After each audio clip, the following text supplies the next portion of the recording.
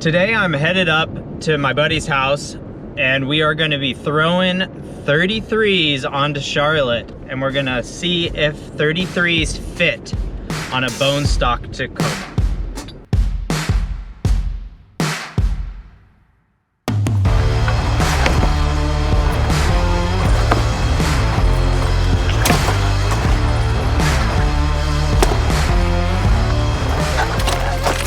Just got back from the tire shop and we lifted the rig and we have it sitting on jack stands and the tires are removed.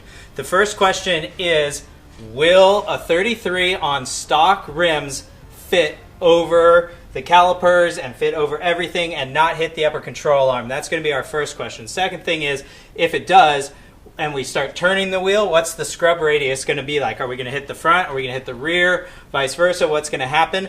We don't know, but we're going to find out right here. Also, I think I should point out that we had to get second-gen wheels. We had second-gen wheels laying around because my truck is a TRD off-road. Those are 16-inch wheels, and we needed 17-inch wheels for the tires that we got. So it'll be a slightly different wheel. I think it's just a few millimeters difference on back spacing, but it really won't make much of a difference, I think. So let's throw these wheels on and find out what happens.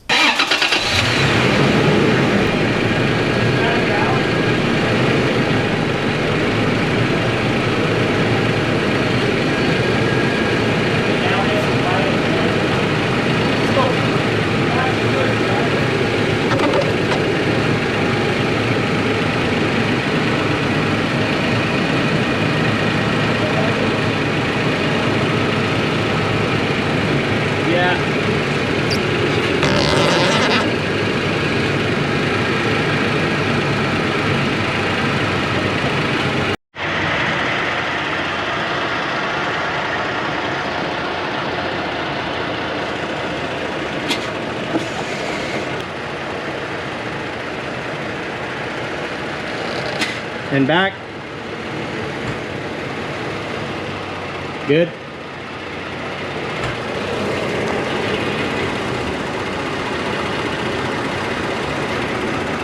Now what we're going to do is we're going to pull these wheels off again, and we're going to add a 1 1/4 inch spacer inside there. These wheels are roughly a plus 30 back space, and a 1 1/4 is pretty much 30, negative 30.17 or 31.75, somewhere in there. So after all this, it's going to be a negative 1.75 back spacing once we put that spacer on there. Then we'll see what happens if we are going to be hitting or scrub radius or anything else, if we're going to be tagging that upper control arm still. But in theory, synopsis, right now you can run 33s with stock factory wheels as long as you're not cranking it very hard and you're not going off-roading. I think you could do it. But let's figure out if we can clear everything.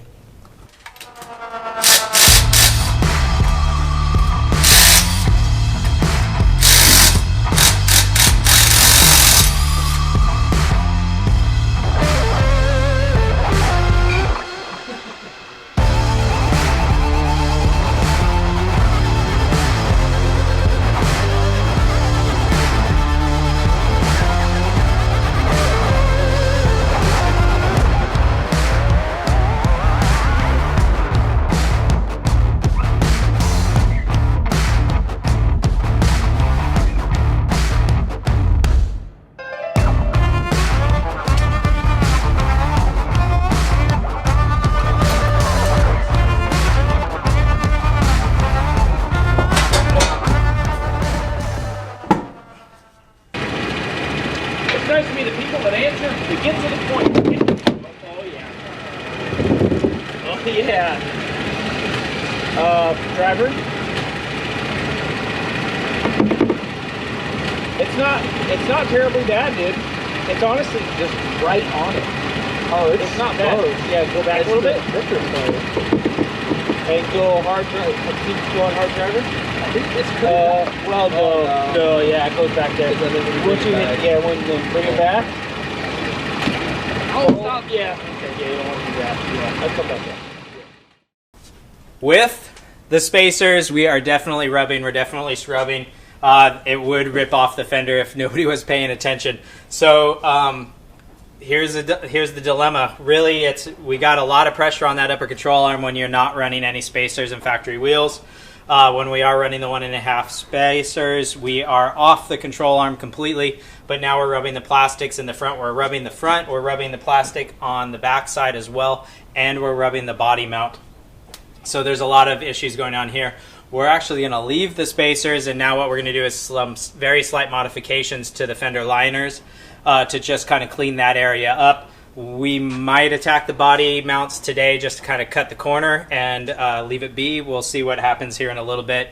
That will definitely be another video here in the future about how to do all of that as well. So really the next step here is we're going to lift the vehicle up again, take these wheels off once again, and we're going to do a slight trims to the fenders to see if we can get those things to clear. The two major spots that we were hitting were right here on this fender flare. Also the inner fender liners right here, as you can see all those scratches.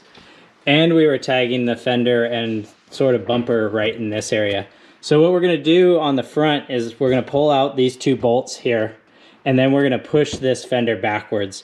There's a few more holes underneath here, so I'm going to probably use one of those and just relocate this whole system up here if I can. I'm going to have to definitely drill another hole for that location when I push it, but I should be able to reuse that location exactly. For the rear here, I'm just going to take this because it was sliding by and skipping with no issues. So I'm just going to pretty much kind of shove it backwards with a little heat gun and then cut all this off, kind of a straight line down and all the way over just to remove that. I don't need that section anyway. There's this little clip that you screw up into at this location right here, and the screw goes through here. The clip is inside of the fender, and then there's actually a metal bracket up there. I don't know if you guys, let's see. I highly doubt you can see that, but we'll see. So I had to reach up from the front, pinch these guys together, push it all the way out, and separate it. So now that I can do that, I'm gonna push this clip into the metal piece so that it lives there permanently, and I know that this hole on the bumper and that clip line up, so when I push the fender farther forward, I'm just gonna have to pop a hole through that fender and everything should line up. Now here on this upper section that had all the bunch of holes, I'm gonna trim, it was hitting this tab, that was the main spot, so I'm gonna cut that whole tab off. And I'm gonna try and use this hole, the big oblong hole first. So I'm gonna cut along there so that I can use the bracket that came from factory and slide that all up into place, and hopefully it'll just suck it all back together just an inch or so back. So hopefully that'll give us the room.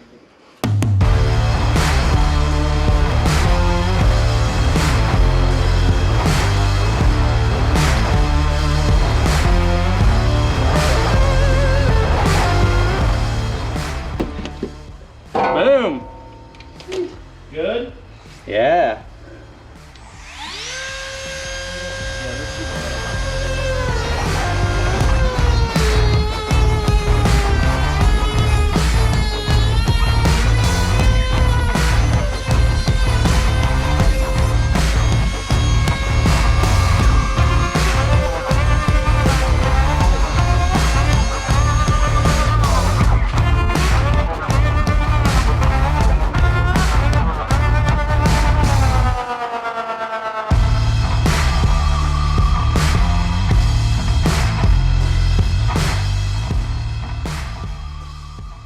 So I used that heat gun and the like mini sledge to push all this back pretty much around the pinch seam. So this is much farther back. It might not look like a whole bunch, but it actually is pushed back, especially on this side of the pinch seam. The question is if it'll clear that pinch seam or not.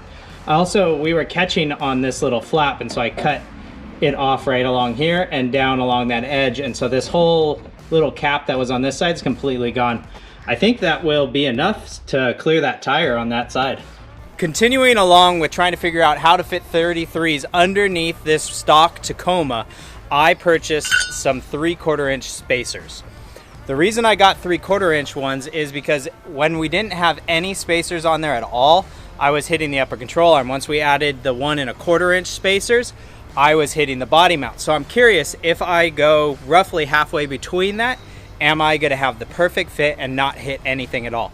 So hopefully this will solve all the problems that we've been having, and we'll see if you can fit 33s underneath a Tacoma. As you can see, the 3/4 inch spacer does not completely cover the wheel stud.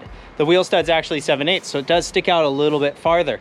Is this gonna be an issue for us? No, because I'm running stock factory wheels, and they actually have these gaps between where the lugs should be going. So this isn't gonna be a problem. Other manufacturers might have this available, I'm not sure. But really what we're trying to solve today is, can you do this with stock components? And so this option right now is available to us. Can you grind down your wheel lugs a little bit? Yeah, probably. Should you? I would highly suggest you don't. But right now for this test, we are still able to put this together.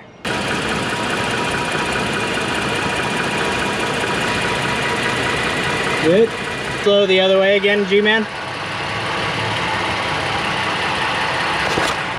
So in conclusion, can you fit 33s? Yes, but you do have to modify it.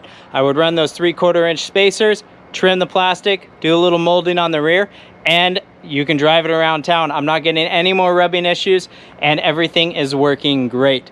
If you have any suggestions or thoughts about this video, please leave them down in the description. And like always, my friends, keep crawling.